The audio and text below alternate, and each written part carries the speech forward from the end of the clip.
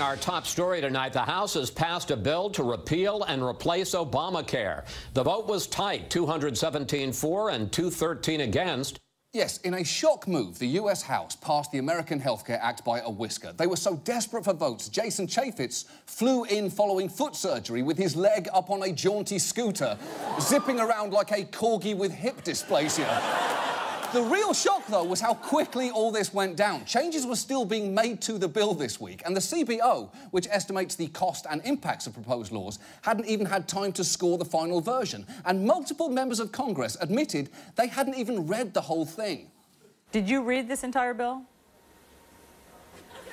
Yeah.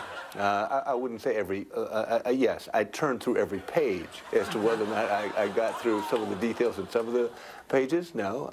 But yes, I attempted to read the entire bill. Wait, you turned through every page? That's not how you read a bill, that's how you check a bill for spiders. Oh, I can't say whether this bill will cause millions to lose insurance, but it does have the Mark Sanford no spiders guarantee.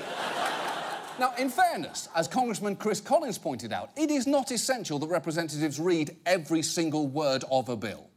We rely on our staff and we rely on our committees, and I'm comfortable that I understand this bill in its entirety, Wolf, without pouring through every word. And I'm just being quite honest.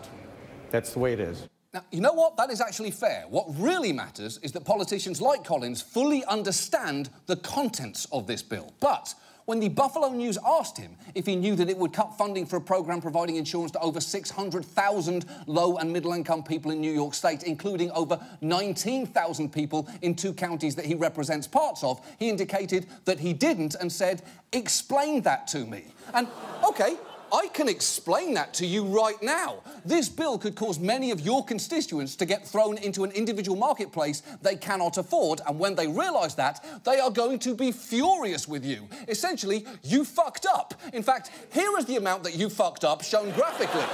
Here is you fucking up shown in a scatter plot, and here is a Precious Moments figurine explaining exactly what you just did. Have I explained this clearly enough? Maybe ask your staff to read what she's holding and tell you what it means.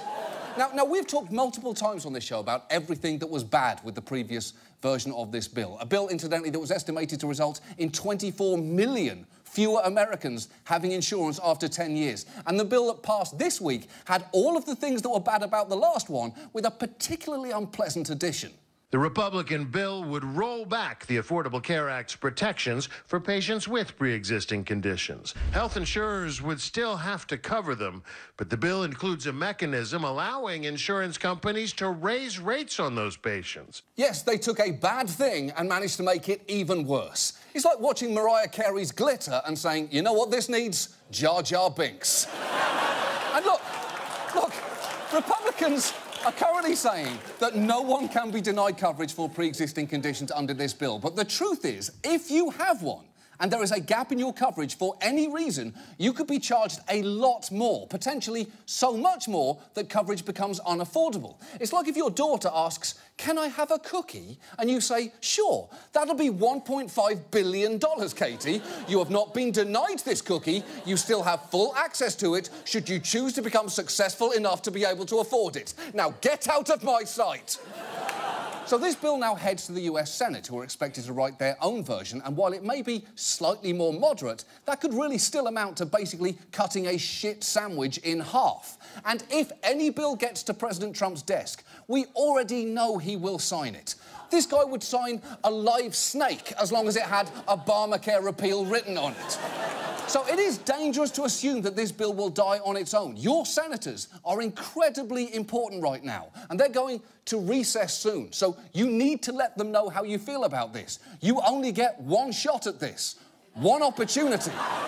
And I know the perfect song to pump you up, but as New Zealand has shown me, we cannot legally play it. What we can play you is 8 Mile Thug, an actual Eminem-esque song that we found. The point here is, if I may, you've got to lose track of yourself in the tune. The minute, you know what, I'm not doing this, just call your senators. Call your senators. And now, this.